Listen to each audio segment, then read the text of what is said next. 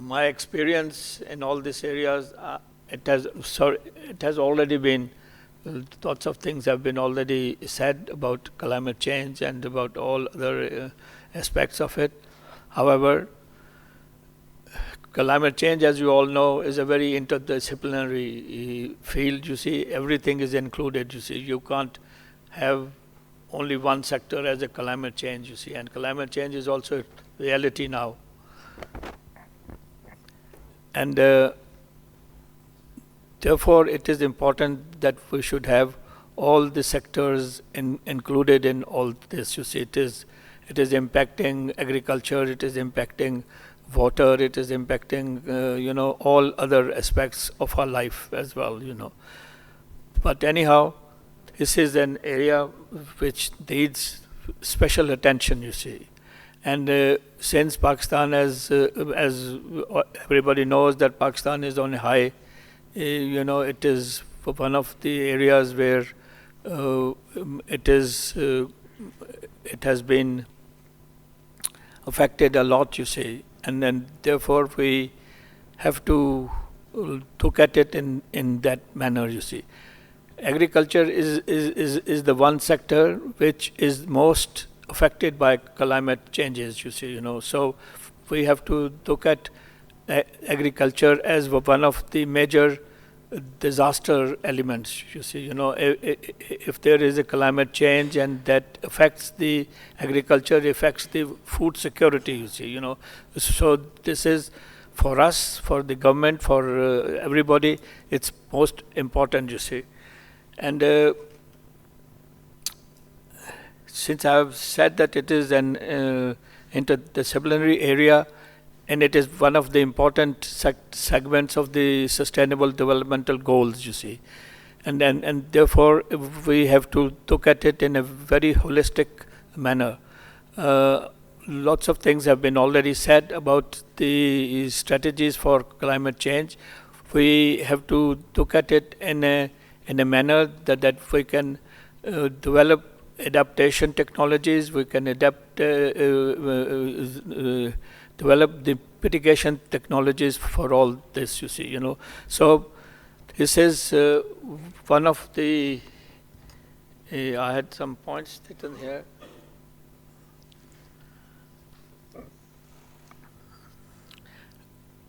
As you all know, that agriculture, that water, 80% of water is consumed by agriculture, you see. And if we can use this water judiciously, and if we can make any saving out of that, it will be very significant saving.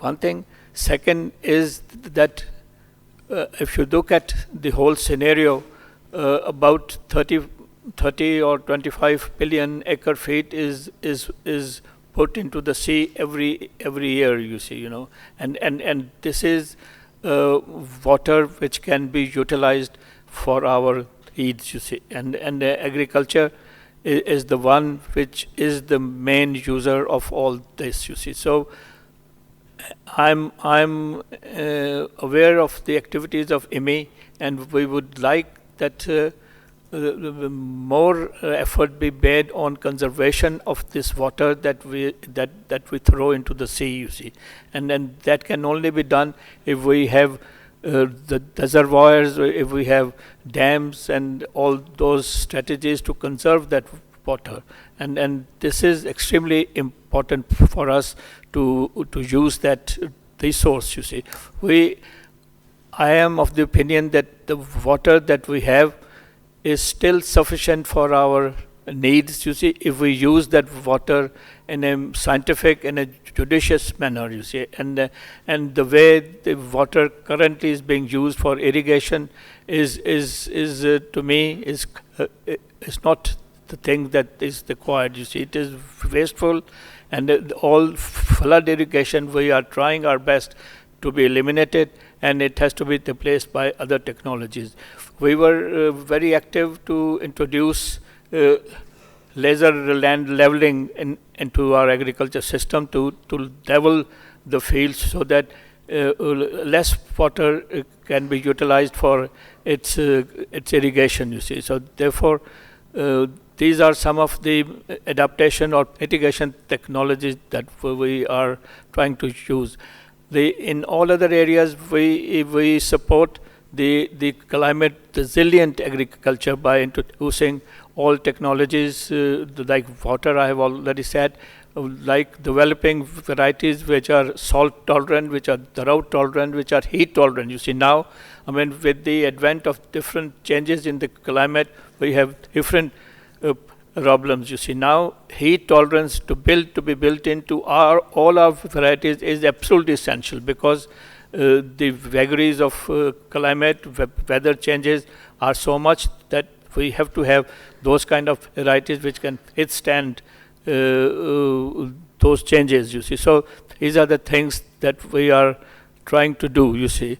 And up till now, we have been relatively successful as far as agriculture is concerned to meet the demand of our population for food security. I mean, we have been having technologies and varieties which are capable of being cultivated under these circumstances. But research has to continue in order to meet all these demands, you see. As far as adaptation is concerned, there are different, you see, we have been introducing conservation agriculture for a number of years, you see, that to use those technologies which conserve the resources, you see, and I mean, no tillage and all these technologies have been introduced.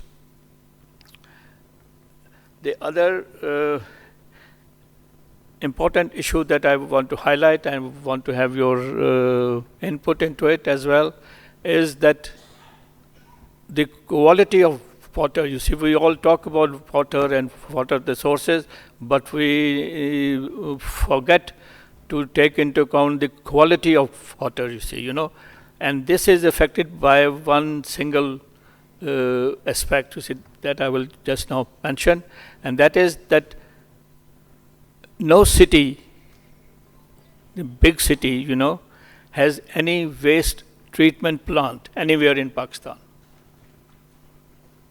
This is a tragedy, you see, Pakistan, I mean, Lahore, I'm aware, has got 13 drains, you see.